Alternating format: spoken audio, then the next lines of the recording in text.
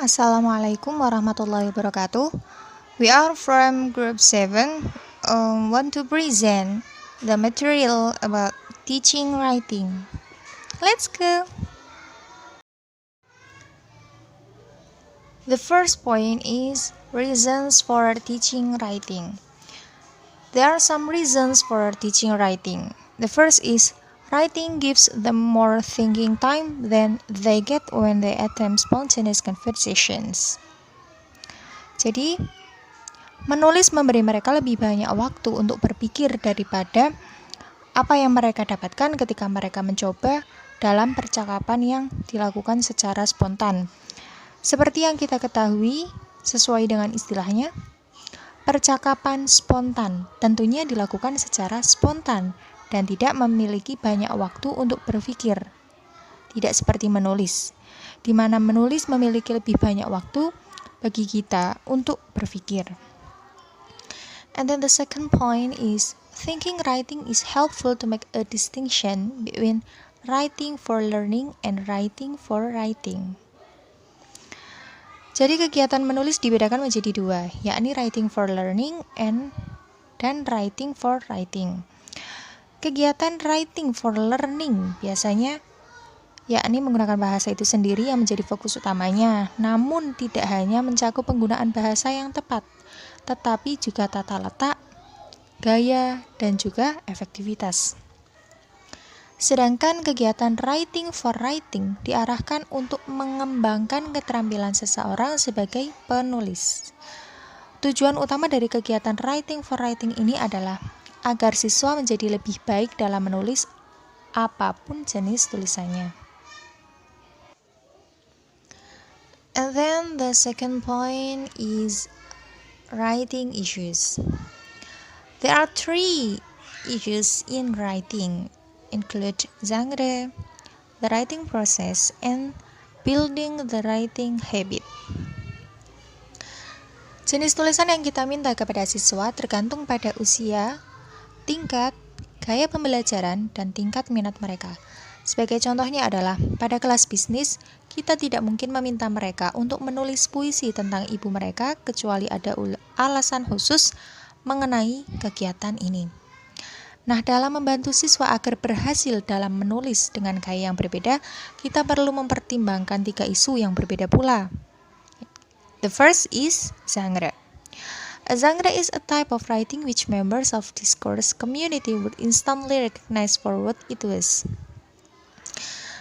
Teks yang perlu ditulis oleh siswa adalah teks yang tergantung dengan jenis yang menurut kita penting atau berguna bagi mereka. Pada tingkat yang lebih rendah, kita dapat memberi mereka model yang jelas yang dapat diikuti oleh mereka, dan mereka akan menulis sesuatu yang tampak sangat mirip dengan aslinya.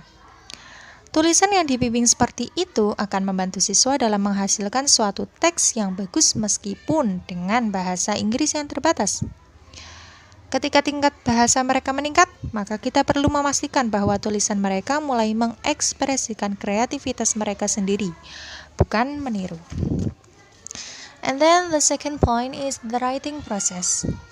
In the real world, this typically involves planning what we are going to write, drafting it, reviewing, and editing what we have written, and then producing a final version. Jadi dalam proses menulis, kita dapat merencanakan, membuat konsep, menyusun kembali rencana, menyunting, mengedit ulang, menyusun ulang, dan lain-lain sebelum kita menghasilkan versi akhir hasil tulisan kita. Kita juga perlu mendorong siswa untuk melakukan semua kegiatan tersebut mulai dari merencanakan, menyusun, mengedit, dan lain-lain meskipun mungkin pada awalnya memiliki beberapa perlawanan dari mereka karena memakan banyak waktu. Namun dengan hal itu, kita akan membantu mereka menjadi penulis yang lebih baik. And then the third point or the last point is building the writing habit. We need to engage the students from early levels with activities which are easy and enjoyable to take part in. So, the writing activities not only become a normal part of classroom life, but also present opportunities for students to achieve almost instant success. Banyak siswa berpikir atau bahkan mengatakan bahwa mereka tidak dapat atau tidak bisa menulis. Hal ini mungkin dikarenakan kurangnya percaya diri yang ada dalam diri mereka. Kita perlu melibatkan mereka mulai dari tingkat awal dengan kegiatan-kegiatan yang mudah dan menyenangkan, sehingga kegiatan tersebut lebih menarik minat menulis bagi siswa. Ketika mereka sudah terbiasa dengan kegiatan ini, mereka akan dengan antusias melibatkan diri mereka sendiri dalam proses menulis tersebut. I wanna explain about writing sequence and more writing suggestion. Writing sequence. First is postcard. This guided writing sequence shows how students at a fairly early level can be helped to write within a certain genre so that when they do the final writing test, they have everything they need to do it successfully. For example, we can get them to write something similar. We can also get them to look at how postcards are structured. And at beginner levels, some teachers give students postcard phrase for them to arrange into a postcard. Second is email interview. This genre is a highly effective way of getting students to write communicatively. This kind of writing activity is a typical boomerang lesson sequence since once students are engaged, they have to activate their language knowledge before, at various stages, they modify what has been said or what they have written, and find themselves studying the construction of their text. Third is writing a report. The following report writing sequence is detailed and will take some time. As the sequence progresses, students analyze the report genre, look at some language points, gather information, draft their report, check it, and produce a final version. And then more writing suggestion. First is instant writing. Instant writing activities are those where students are asked to writing immediately in response to a teacher request. For example, we can dictate half sentence for students to complete. We can ask students to write 2 sentences about a topic, and we can give them 3 words and tell them to put them into a sentence as quickly as possible. These activities are designed to make students comfortable when writing, and also to give them thinking time before they say the sentence they have to written aloud. And then second is using music and pictures. Music and pictures are excellent stimuli for both writing and speaking.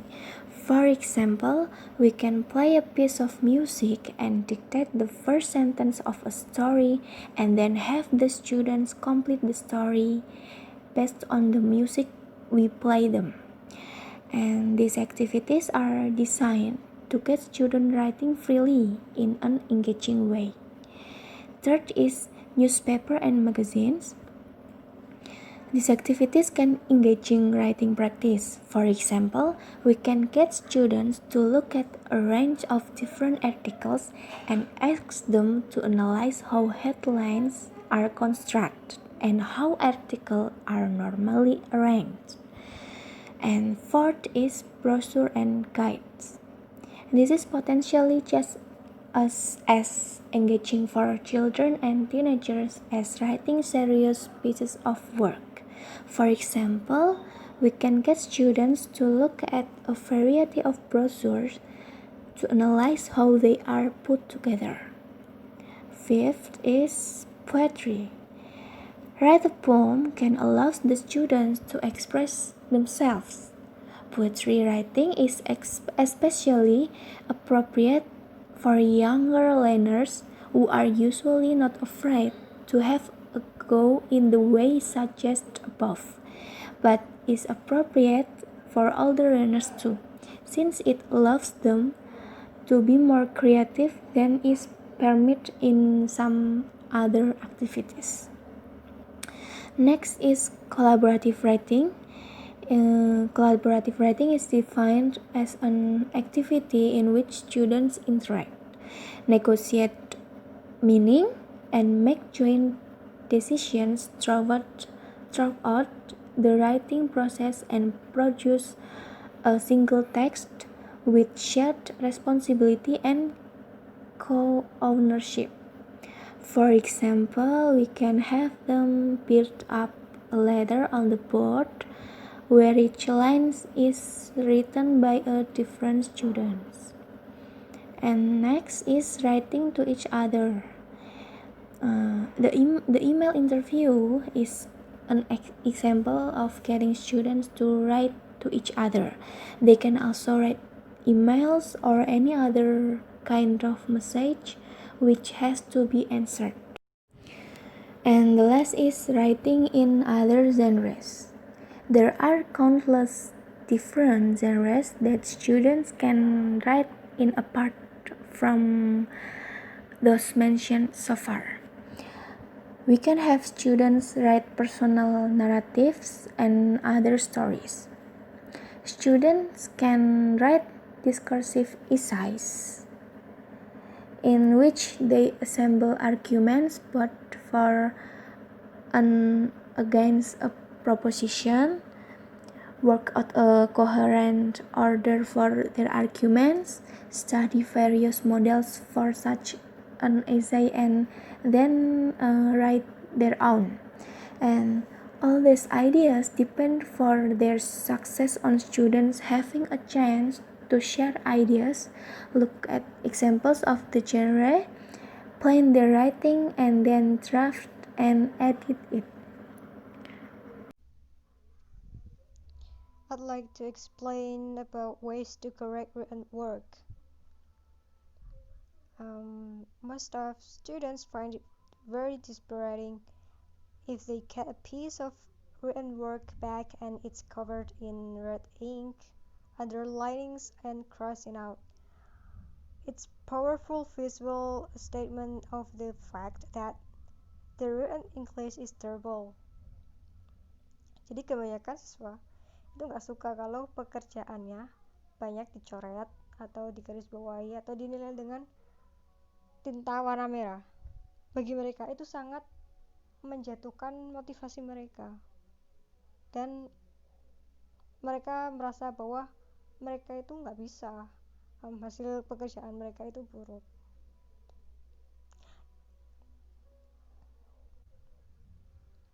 Of course, some pieces of written work are completely full of mistakes, but even in these cases, overcorrection can have a very demotivating effect.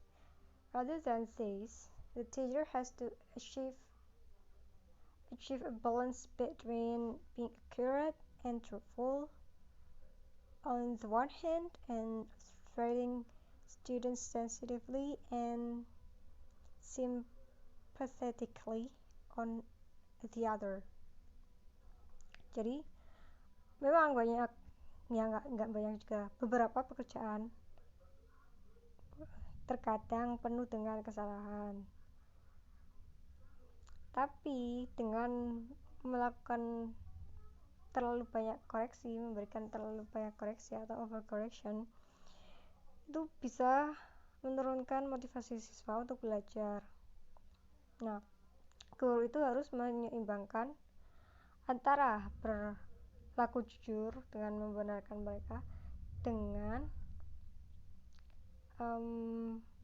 sensitif atau pengertian dengan apa yang mereka rasakan, harus juga simpati kepada mereka.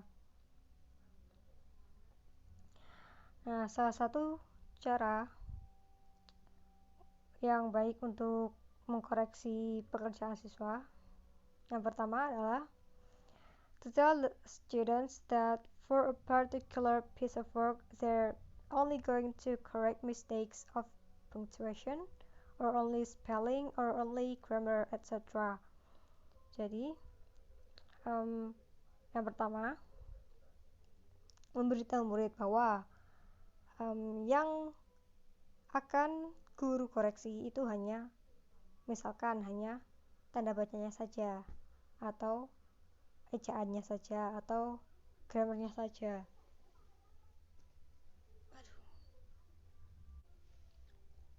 Kemudian yang kedua, to agree on a list of written symbols. For example, as spelling, WO, word order, etc. Jadi kalau seumpama mereka pekerjaannya menggunakan Microsoft Word, itu dikasih komentar di mana letak kesalahan mereka, kemudian dikasih tanda. Kalau seumpama S berarti yang salah itu spellingnya, atau WO yang salah berarti urutan katanya, word order, dan sebagainya. And then the third one is we need to react not just to the form of what they have written, but also to the content, what they have written about.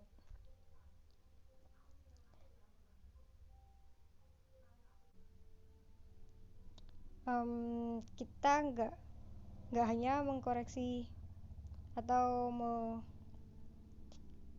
meneliti tulisan mereka saja, maksudnya apakah grammarnya sudah benar, spellingnya sudah benar, artinya sudah benar. Nggak hanya itu, tapi juga konten dari apa yang mereka tulis, isi dari apa yang mereka tulis. Nah, guru juga harus memperhatikan itu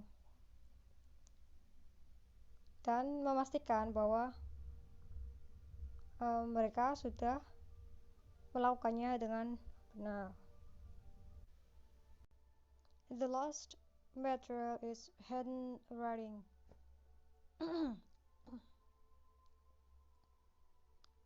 Meskipun sekarang banyak sekali sekolah-sekolah yang sudah menggunakan komputer untuk mencatat mata pelajaran, tapi masih banyak juga yang menggunakan tulisan tangan.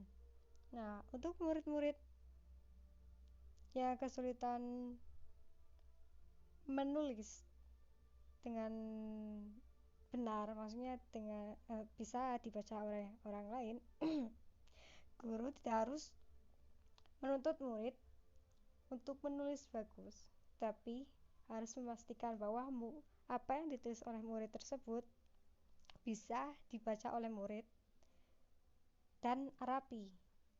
Tidak harus indah, tapi rapi. Nah, murid juga harus diarahkan kalau tulisan mereka itu tidak seharusnya merapi dan bisa terbaca oleh diri mereka sendiri, tapi juga bisa dibaca oleh orang lain.